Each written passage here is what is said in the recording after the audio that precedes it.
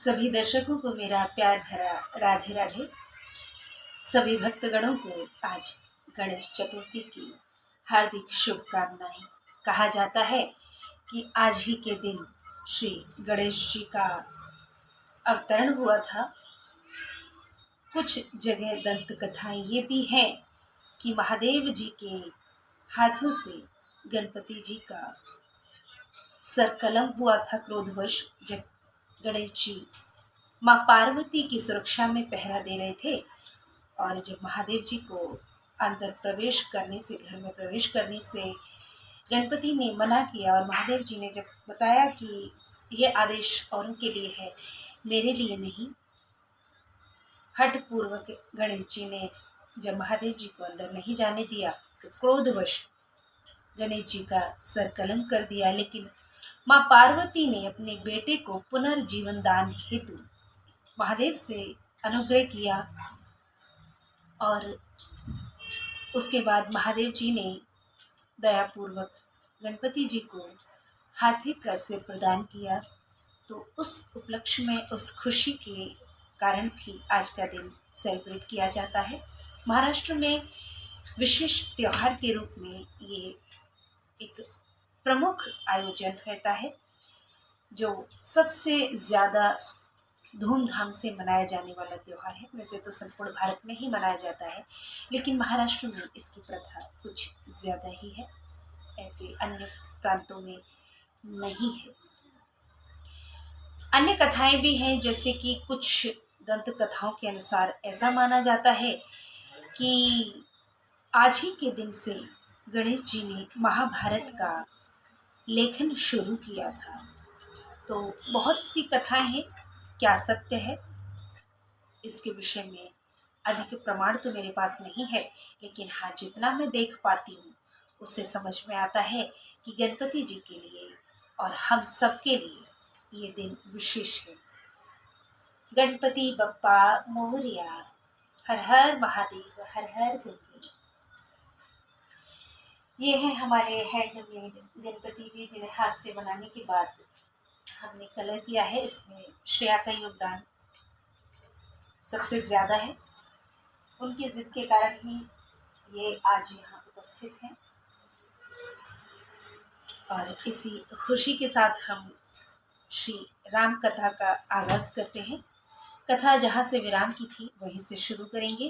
गोस्वामी जी लिख रहे हैं कि ग्रह ग्रहीत पुनि बात बस, तेहि पुनि बीछी मार, तेहि पियाय बारुनी, कहूँ काह उपचार, सियापति राम जय जय राम, मेरे प्रभु राम जय जय राम, अवधपति राम जय जय राम, सिया राम जय राम जय जय राम, जय राम जय राम जय सिया राम। अर्थात जो कुग्रहों के वश वायु रोगी और बिच्छू के डंक से मारा हुआ हो, फिर उसे मदिरा और पिलाने को कह दी जाए तो कहिए कैसा इलाज होगा। ये पहले अगर बूझी जाए तो समझ में नहीं आएगी, क्योंकि ये कथन है भैया भरत के, जब सभी ने राज्यसभा में उन्हें सत्ता संभालने के लिए प्रेरित किया है, तो उन्होंने कुछ ऐसा ही कहा कि कैकई सुवन जो जग जोई, चतुर विरंचि दीन मोहि सोई, दशरथ तनय राम लघु भाई, और दीन मोहि विधि बादि बढ़ाई। अर्थात जगत में कैकई के पुत्र के योग्य जो था सो चतुर ब्रह्मा ने मुझे दिया। दशरथ जी का पुत्र व राम का छोटा भाई होने की बढ़ाई ब्रह्मा ने मुझे वृथा ही दी। अर्थात कहने का मतलब ये है भरत जी के कि ब्रह्मा जी ने मेरे साथ जो किया वो अच्छा नहीं किया। मुझे दशरथ जी का बेटा होने का सौभाग्य प्राप्त हुआ, राम का छोटा भाई होने का ये मुझे व्यर्थ में ही दिया, क्योंकि इतना बड़ा कलंक मेरे माथे पर मढ़ दिया कि मुझे कैकेयी के गर्भ से जन्म लेना पड़ा। तो राम का भाई होना, दशरथ का पुत्र होना मेरे लिए कोई बड़ी बात नहीं है, मुझे इसमें कोई सुख नजर नहीं आता। ऐसा भाव है भरत जी का कि तुम सब कहूँ कड़ावन टीका, राम रजाय सु सब कहनी का। उतर देव के विधि कही सुखेन जथा रुचि जेही।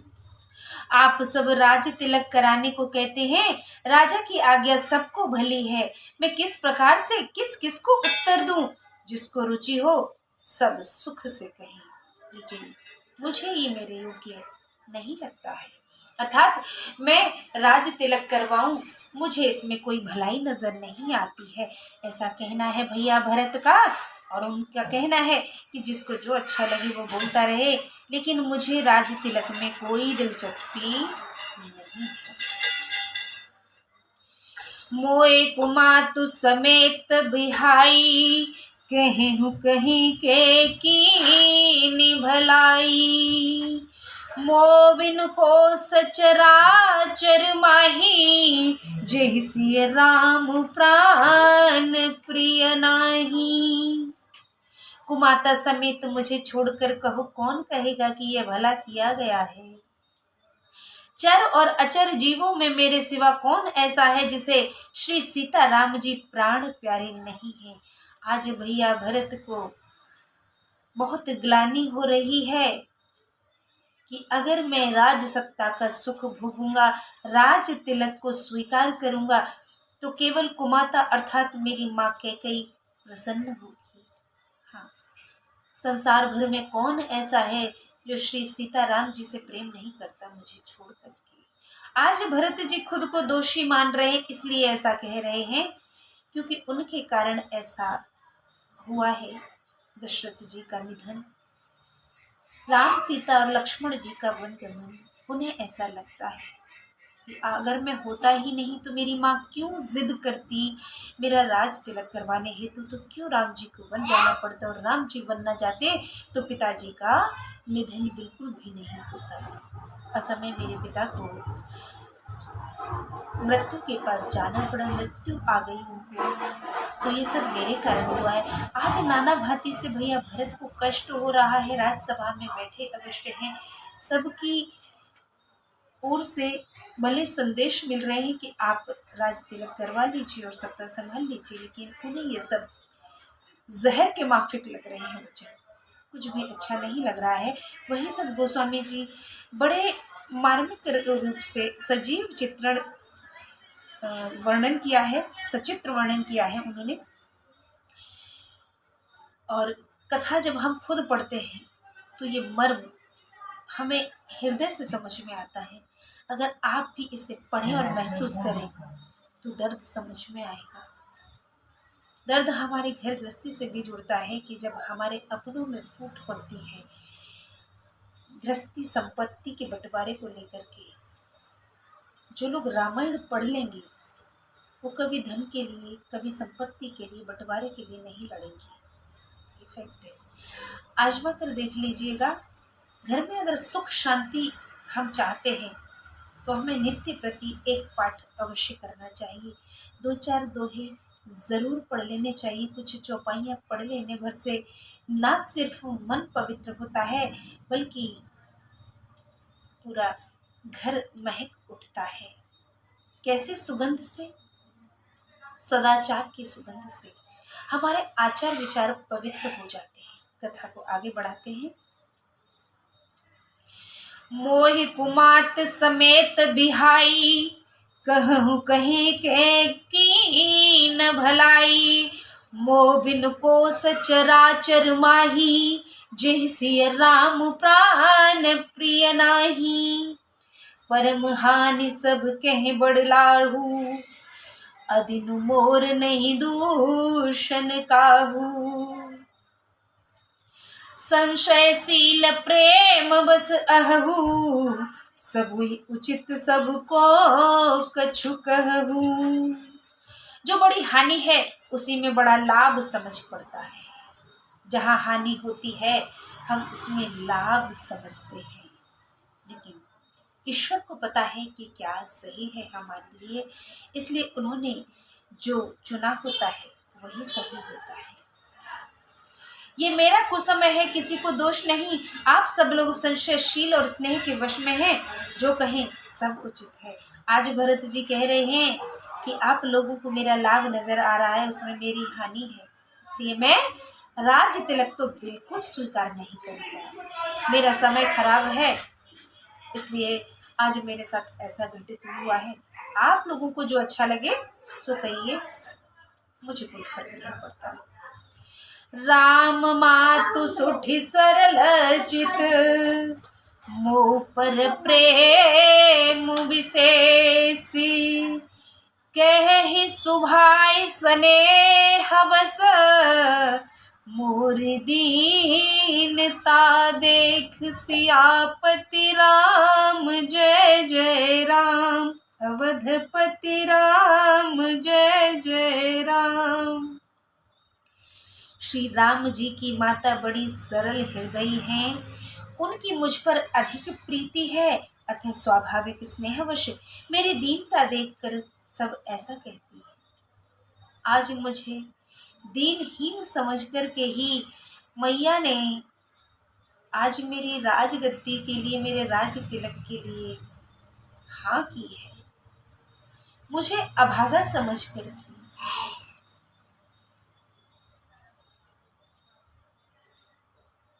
ऐसा भरत जी को लगता है।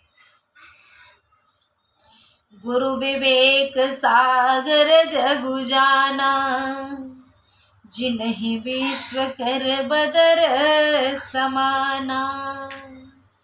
मोह कह तिलक साज सज सोऊ, भय विधि विमुख विमुख सबको। गुरु जी ज्ञान के समुद्र हैं, यह सब संसार जानता है। जिन्हें सब जगत हाथ में लिए हुए बेर के समान है, वे भी मेरे राज तिलक के लिए साज सजा रहे हैं। विधाता प्रतिकूल होने से सब विमुख हो जाते हैं। आज विधाता मेरे प्रतिकूल नहीं है। परिहरि राम सिय जग माही, कौन कहि मोर मत नाही।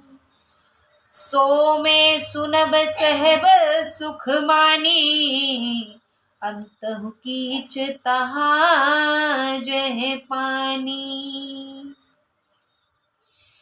जगत में राम जी व सीता जी को छोड़कर और कोई यह नहीं कहेगा कि इसमें मेरी सलाह नहीं है। मैं उसे सुख मान कर सुनूंगा और कहूंगा, क्योंकि अंत में कीच वही होती है जहां पानी होता है।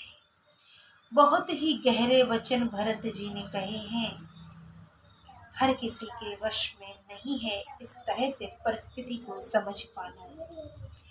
भरत जी का कहना है कि भैया राम और भाभी सीता को छोड़ करके जगत में मुझे कोई शायद ही ऐसा हो जो सही ठहराए। मेरा मन जानता है कि मैं कितना सच्चा और पवित्र हूँ, लेकिन मैया कैकेयी के कारण आज मैं मलिन हो चुका हूँ। कि डरु न मोई जग कहीं कि पोचू, पर लोक कहूँ कर नाहिन सोचू। एक उर्व से सुदुसह दवारी, मोहि लगी भेसिय राम दुखारी। इस बात का मुझे डर नहीं है कि संसार मुझे नीच कहेगा, और परलोक की भी मुझे चिंता नहीं है।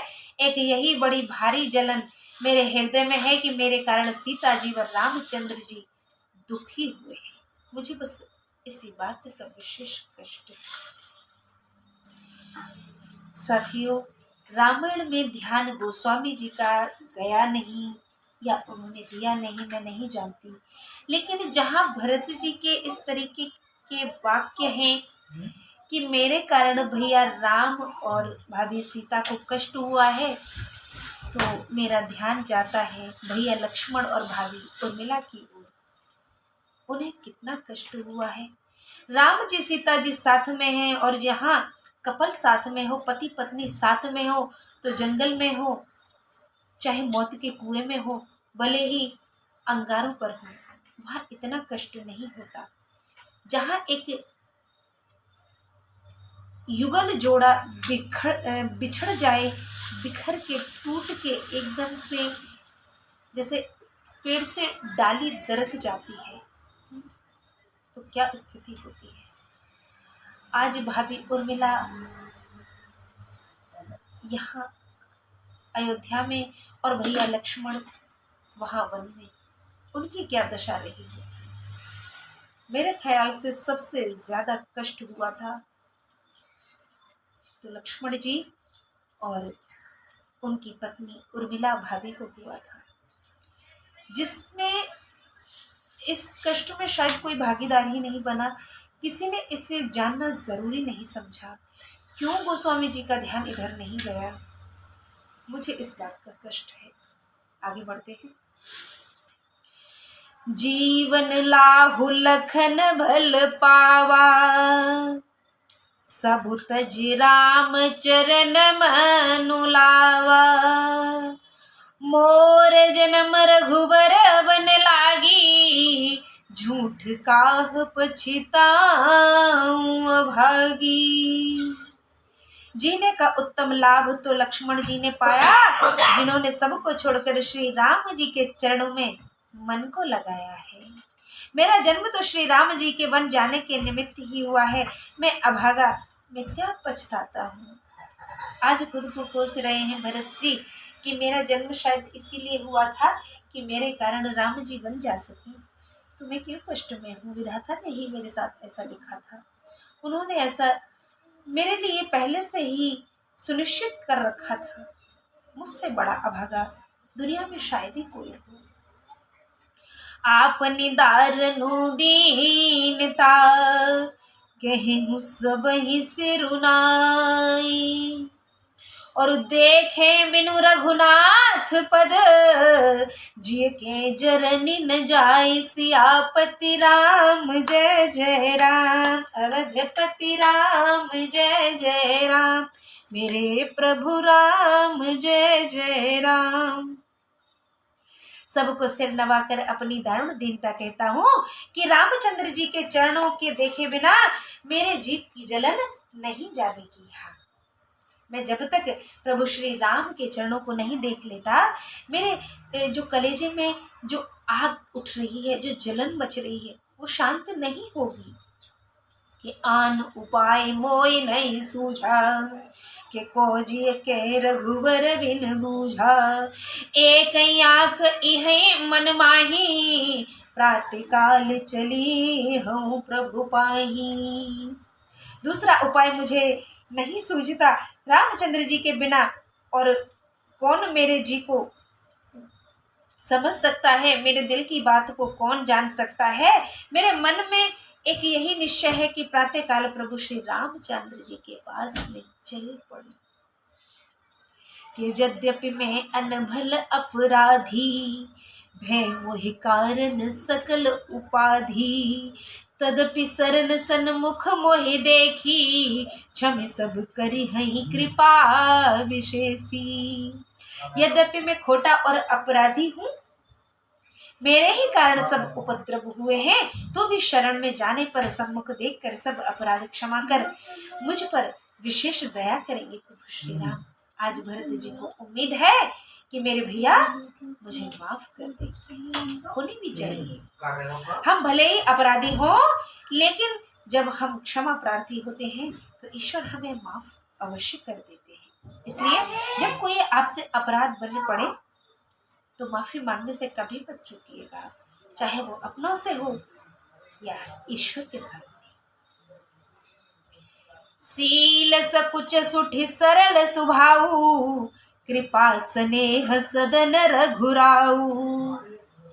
अरे हो अनभल की नन रामा, मैं शिशु सेवक यद्यपि वामा। क्योंकि श्री रामचंद्र जी शील संकोच सुंदर सीधे स्वभाव कृपा व स्नेह के स्थान है। राम जी ने शत्रु के साथ भी बुराई नहीं की, फिर मैं तो उनका बालक और सेवक हूँ, यद्यपि उनसे प्रतिकूल हूँ। भले ही मैं विपरीत चला गया, माँ के कारण ही सही, लेकिन उनके अनुसार तो कुछ भी नहीं हुआ ना। गद्दी पर अधिकार तो भैया राम का था, मेरी माँ की जिद के कारण ऐसा हुआ है। मैं भले ही प्रतिकूल हूँ, लेकिन हूँ उनका छोटा भाई। वो तो अपने दुश्मनों से भी दुश्मनी नहीं निकालते हैं, तो अपने भाई से भला दुश्मनी क्यों रखेंगे। कि तुम पे पाँच मोर भलमानी, आयसु आशीष देहु सुबानी। जय सुन विनय मोय जनु जानी, आवही बहुरी राम रजुदानी। आप भी मेरी भलाई मानकर मधुर वाणी से आज्ञा देकर आशीर्वाद दीजिए कि जिसमें से वे मेरी प्रार्थना सुने और मुझे अपना दास जानकर फिर अपनी राजधानी को लौट आवे। कितने सुंदर विचार हैं भरत जी के। ब्रह्मा जी ने वाकई में भरत जी को दोषी कैसे ठहरा दिया। शायद ब्रह्मा जी को भी नहीं पता होगा कि मैंने जो प्लानिंग की है पापी रावण के संहार हेतु, अन्य राक्षसों के संहार हेतु राम जी को वन में भेजने की, जिसमें एक निर्दोष और एक ऐसी पवित्र आत्मा पिस जाएगी जिससे शायद ये प्लानिंग अच्छी नहीं मानी जाएगी। लेकिन कई बार क्या होता है कि हम अपने दैनिक जीवन में भी देखते हैं, लोग कहते हैं कि कुछ पाने के लिए कुछ खोना पड़ता है। शायद ब्रह्मा जी ने ऐसा ही सोचा हो।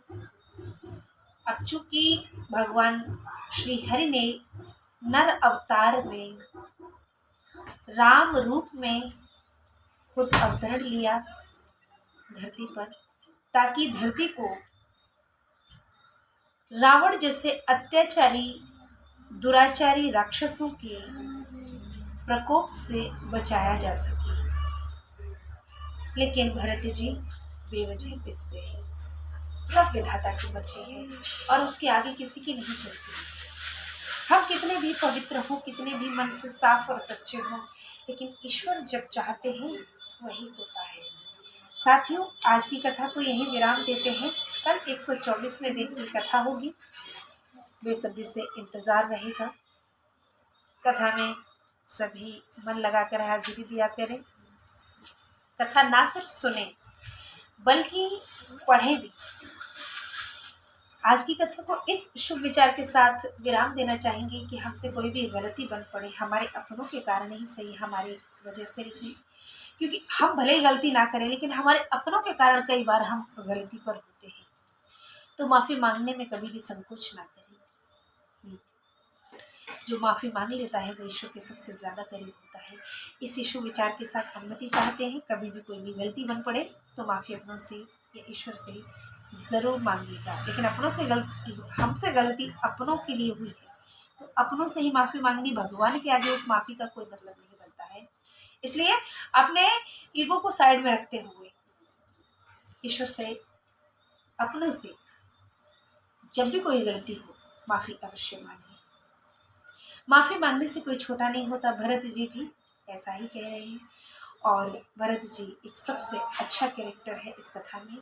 सबसे ज़्यादा त्याग अगर किसी ने किया है लक्ष्मण जी और भाभी उर्मिला के अलावा तो भरत जी ने, हाँ, एक श्रेष्ठ कलाकार के रूप में उभर कर सामने आए हैं। कथा में हम आगे देखेंगे भी, सुनेंगे भी। बाकी कथाएं आपने सुन रखी होंगी, उसमें भी आपको पता होगा। कल की कथा में फिर मुलाकात होगी, तब तक के लिए श्रद्धा यादव को अनुमति दें।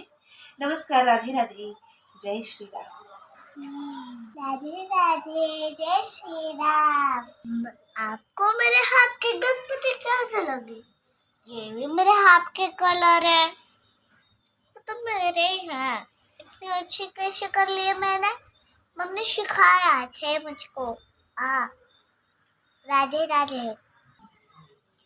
रोज राम कथा सुना करो और पूरी आपकी परेशानी फुर फुर फुर फुर पूरी फुर हो जाएगी। हाँ।